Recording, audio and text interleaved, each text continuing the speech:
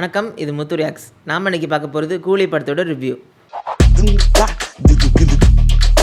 Visakhapatnam ஹார்பரில் 14,000 employees work பண்ணுற ஒரு shipping கம்பெனியை ரன் பண்ணுறார் நாகார்ஜுனா. அவரோட இல்லீகல் பிஸ்னஸை கவனிக்கிற விஸ்வாசியாகவும் போலீஸுக்கு இன்ஃபர்மேஷன் பண்ணுறவங்கள மற்ற எம்ப்ளாயிஸ் முன்னாடி கொலை பண்ணுற ஒரு அரக்கனாகவும் இருக்கிறார் ஷோபின் சாகிர். கட் பண்ணால் விசாகப்பட்டினத்தில் இருக்க தன்னோட க்ளோஸ் ஃப்ரெண்ட் சத்யராஜ் இறந்து போன நியூஸை கேட்டு அங்கே போகிறார். சென்னையில் மென்ஷன் நடத்திட்டு வர ரஜினிகாந்த். அப்படி துக்கம் விசாரிக்க போன இடத்துல உங்களை யார் இங்கே வர சொன்னது, வெளியே போங்கன்னு அவமானப்படுத்தி அனுப்புறாங்க சத்யராஜோட மகள் ஸ்ருதிஹாசன். யாரும் இல்லாம தனியா வாழ்ந்து பழகிட்டீங்க. அதுக்கப்புறம் சத்யராஜ் வேலை பார்த்த ஆஃபீஸில் போய் விசாரிச்சா அவர் 5 வருஷத்துக்கு முன்னாடியே வேலையை விட்டு போயிட்டு சொல்கிறாங்க. இன்னொரு பக்கம் அட்டாப்சி ரிப்போர்ட் வருது, அதில் நேச்சுரல் டெத் இல்லைன்னு தெரிய வர இது ரஜினிகாந்துக்கு சந்தேகத்தை கிளப்புது. அனிமல்ஸ் இருந்தால் வித்தின் செகண்டில் டிஃப்யூஸ் பண்ணுற ஒரு கிரிமேட்டர் சேரை சத்யராஜ் கண்டுபிடிக்கிறாரு. ஆனால் வேறு யார் கையிலையாவது இந்த சேர் கிடச்சா ஈஸியாக டிஃப்யூஸ் பண்ணிடுவாங்கன்னு கவர்மெண்ட் இந்த ப்ராஜெக்டை ரிஜெக்ட் பண்ணுறாங்க. இன்னொரு பக்கம் நாகார்ஜுனா கேங் ஒரே நேரத்தில் 25 பாடியை டிஸ்போஸ் பண்ணணும்னு என்ன பண்ணுறதுன்னு தெரியாமல் முடிச்சுட்டு இருக்கல. அப்போது நாகார்ஜுனாவோட சன் வந்து சத்யராஜ் பற்றியும் அவரோட சேர் பற்றியும் எக்ஸ்பிளைன் பண்ணுறாரு. அவங்கக்கிட்ட போய் இவங்க ஹெல்ப் கேட்க முதல்ல மறுக்கிற சத்யராஜ் அவங்க மிரட்டலுக்கு பயந்து தனக்கு பிடிக்காத வேலையை செய்ய வேண்டிய கட்டாயத்துக்கு ஆளாகிறார். ஒரு மனுஷன் இந்த உலகத்திலேருந்து ட்ரேஸே இல்லாம தூக்க முடியும் தெரிஞ்சா இப்படி பாடிஸை எரிக்கிறதும் கிளியர் பண்ணுறதும் அதில் சில ப்ராப்ளம்ஸ் இருக்கிறது ரஜினிக்கு தெரிய வருது. உண்மை என்னன்னு கண்டுபிடிக்க சத்யராஜ் பண்ண அதே வேலையை அவரோட மகள் ஸ்ருதிஹாசனோட சேர்ந்து பண்ணுறாரு. அப்போ சில உண்மைகள் தெரிய வருது. ஒரு காலத்தில் கூலியாக இருந்த ரஜினி சடனாக மாறினது எப்படி, நாகார்ஜுனா கேங்குக்கும் சத்யராஜ் மரணத்துக்கும் உள்ள கனெக்ஷன் என்ன, உண்மையிலேயே இவங்க வாட்ச் ஸ்மக்லிங் தான் பண்ணுறாங்களா இல்லை அதையும் தாண்டி வேறு ஏதாவது சீக்ரெட் பிஸ்னஸ் பண்ணுறாங்களான்றது தான் படத்தோட மீதி கதை.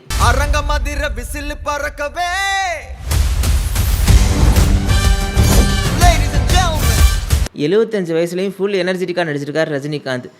கையில் பட்ஜெட் கத்தியை சுற்றின மாதிரி ஸ்டைலாக ஸ்க்ரீனை விலகிட்டு என்ட்ரி அதாகட்டும், தொடரா பார்க்கலாம் அப்படின்னு சொல்லிட்டு கேர்ள்ஸ் ஹாஸ்டலில் லேடிஸ் மாதிரி ஃபைட் பண்ணுற அந்த சீன் ஆகட்டும், ஃப்ளாஷ்பேக்கில் வர அந்த டிஏஜிங் சீனு, சூப்பர் ஸ்டார் பேனுக்கு ஒரு வெயிட்டான ட்ரீட் கொடுத்துருக்காரு டைரக்டர் லோகேஷ் கனகராஜ். ஒரு ஸ்டைலிஷான ரூத்லெஸ் வில்லனாக சைமன்ற கேரக்டரில் நடிச்சிருக்கார் நாகார்ஜுனா. ட்ரெய்லர் பார்க்கும்போது நினச்சேன் ஒரு ரூத்லெஸ்ஸான வில்லனாக இருப்பார்னு. அவரோட கெட்டப்புக்கு கொடுத்த இம்பார்ட்டன்ஸை கேரக்டர் கொடுத்துருக்கலாம். இவருக்கு அடுத்தபடியாக ஒரு முரட்டுத்தனமான வில்லனாக நடிச்சிருக்காரு ஷோபின் சாகிர். மோனிகா பாட்டில் வெறித்தனமாக டான்ஸ் ஆகட்டும், ரஜினிக்கும் அவருக்குமான ஒரு கிளாஸ் ஆகிற அந்த ஒரு சீன் ஆகட்டும், தமிழில் முதல் படமே ஒரு முக்கியமான படமாக இது அவருக்கு அமைஞ்சிருக்கு. அவர் உங்களுக்கு வெறும் ஃப்ரெண்டு தான், எங்களுக்கு அப்பா. 3 படத்துக்கு அப்புறம் ஒரு வெயிட்டான எமோஷனல் கலந்த ரோல் நடிச்சிருக்காங்க ஸ்ருதிஹாசன். ஒரு இடத்துல ரஜினிகிட்ட அவங்க பேசுகிற டைலாக் ஃபேமிலியை தனியால் லீட் பண்ணுற ஒரு பிரெட் பின்னரையும் நமக்கு ஞாபகப்படுத்தும். ரஜினிகாந்தோட ஃப்ரெண்டாக மட்டும் இல்லாமல் கதையோட மெயின் கனெக்டராக வந்து விறுவிறுப்பாகி நகர்த்திட்டு போகிற ஒரு கேரக்டரில் நடிச்சிருக்கார் சத்யராஜ். மற்றபடி உபேந்திராவையும் அமீர்கானோட கேமியாவையும் சரியாக பயன்படுத்தாமல் வீணடிச்சிருக்காங்க. இவங்களை தவிர திலீபன், கண்ணா ரவி, ரச்சிதராம் இவங்களோட பெர்ஃபார்மன்ஸும் படத்தில் நீட்டாக இருந்துச்சு.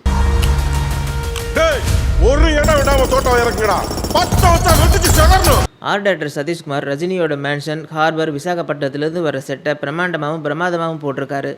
டிஏஜிங் ரஜினியோட ஃபேஸ் மட்டும் இல்லாமல் பழைய படங்களில் ரஜினியோட வாய்ஸ் எப்படி இருக்குமோ அது அப்படியே பர்ஃபெக்டாக ஏஐ மூலமாக கொண்டு வந்திருக்காங்க. கிரீஷ் கங்கராதனோட ஒளிப்பதிவு படத்துக்கு நல்லாவே சப்போர்ட் பண்ணியிருக்கு. அவனுக்கு தெரிஞ்சது. எடிட்டர் ஃபிலோமின் ராஜ் இன்டர்வலுக்கு அப்புறம் எதை நோக்கி போகுதுன்னே தெரியாமல் போகிற 3 மணி நேர படத்தை கொஞ்சம் ட்ரிம் பண்ணியிருக்கலாம். அன்பரியோட ஸ்டன் சீக்வன்ஸ் ரஜினியோட ஏஜுக்கு தகுந்த மாதிரி பிளேஸ் பண்ணியிருக்காங்க. விக்ரம் படத்தில் ஏஜென்டினாக்கு வச்ச ஃபைட் சீக்வன்ஸ் மாதிரியே இந்த மூவிலையும் ஒரு கேரக்டர் இருக்குது. அதுக்கு இவங்க பிளேஸ் பண்ணியிருக்க ஃபைட் சீக்வன்ஸும் சூப்பராக இருக்குது. ரஜினிகாந்த் அனிருத் காம்போனாலே ஒரு ஃபயர் வைப் இருக்கும். அது இந்த படத்தில் டோட்டலாக மிஸ் ஆயிருக்கு. மியூசிக் அண்ட் பிஜிஎம் ஆல்பமும் ஓகே, பட் ஸ்க்ரீனில் பார்க்கும்போது எங்கேயுமே ஒரு பெரிய கனெக்ட் ஆகாத ஒரு ஃபீலாக தான் இருக்குது. மோனிகா சாங்குமே வந்து ஒரு ஃபோர்ஸ் ஃபிட்டிங்காக தான் இருக்குது படத்தில். இந்த தேவா பற்றி தெரிஞ்சிருந்தோ என்கிட்டயே விளையாடி இருக்கேன். படத்தோட ப்ளஸ்ன்னு பார்த்தா டெக்னிக்கல் ரிலேட்டாகவும் படம் முழுக்க கொட்டி கிடக்கிற ரஜினிசம் தான் படத்தோட ப்ளஸ்ஸாக அமைஞ்சிருக்கு. மைனஸ்ன்னு பார்த்தா சத்யராஜ் மட்டுமே கண்டுபிடிச்ச அந்த மிஷினை போகிற போக்கில் எல்லோரும் எப்படி ஆப்ரேட் பண்ணாங்கன்றது கேள்வி எழுது ஒரு பெரிய மைனஸ். படத்தில் ஒரு சீன் ஸ்ருதிஹாசன் ரஜினிகிட்ட கேட்பாங்க, நான் இவனை ஒரு அரைஞ்சுக்கிட்டமான ஷோபினை பார்த்து. அந்த சீனே பெரிய எக்ஸ்பெக்டேஷனாக இருக்கும். அரையில் காது ஜவு கிளியே போகுதுன்னு பார்த்தா குழந்தை கோவத்தில் அரைஞ்சிட்டு போகிற மாதிரி 2 தட்டு தட்டிட்டு போவாங்க. எந்தவித வெப்பனுமே இல்லாமல் சோலோவாக ஒருத்தன் பைக்கில் இனோவா மாதிரி ஒரு காரை துரத்திட்டு வரதும், காரில் இருக்கவங்க இவனை பார்த்து பயந்து ஓடுறதும், சத்யராஜ்லேருந்து நாகார்ஜுனா வரைக்கும் ஒரு ஃபைலுக்காக அடிச்சுக்கிறாங்க. அந்த ஃபைலை வச்சு என்ன பண்ண போகிறாங்கன்னு பார்த்தா நாகார்ஜுனாவே ஒரு சீனில் சொல்கிறாரு, நீ அந்த ஃபைலை எடுத்துகிட்டு போனாலும் எனக்கு எந்த யூஸ் இல்லைன்னு. அப்புறம் ஏன் அந்த ஃபைலுக்காக அடிச்சுக்கிறாங்கன்ற கிளாரிட்டி படத்தில் எங்கேயுமே இல்லை. படம் முழுக்க தாகா வராருன்னு நாகார்ஜுன அமீர்கானுக்கு கொடுத்த பில்டப்பை பார்த்து ரோலெக்ஸ் ரேஞ்சுக்கு இருக்கும்னு எதிர்பார்த்தேன்.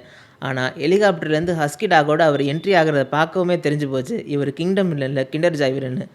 இது போக நிறைய சீன்ஸு ப்ரிடிக்டபிளாக இருந்தது. பிரியாணி கிடைக்கும் எதிர்பார்த்து போனீங்கன்னா உங்களுக்கு தக்காளி சாதம் தான் கிடைக்கும். அதனால் எந்த எதிர்பார்ப்பும் இல்லாமல் படத்தை போய் பாருங்கள். இந்த படத்துக்கு என்னோட ரேட்டிங் 2.5 out of 5. இந்த மாதிரி மூவிஸ் அண்ட் ரிவ்யூஸ் பார்க்குறதுக்கு மறக்காமல் நம்ம சேனலை சப்ஸ்கிரைப் பண்ணுங்கள். Until then, signing off. This is Muthukumar.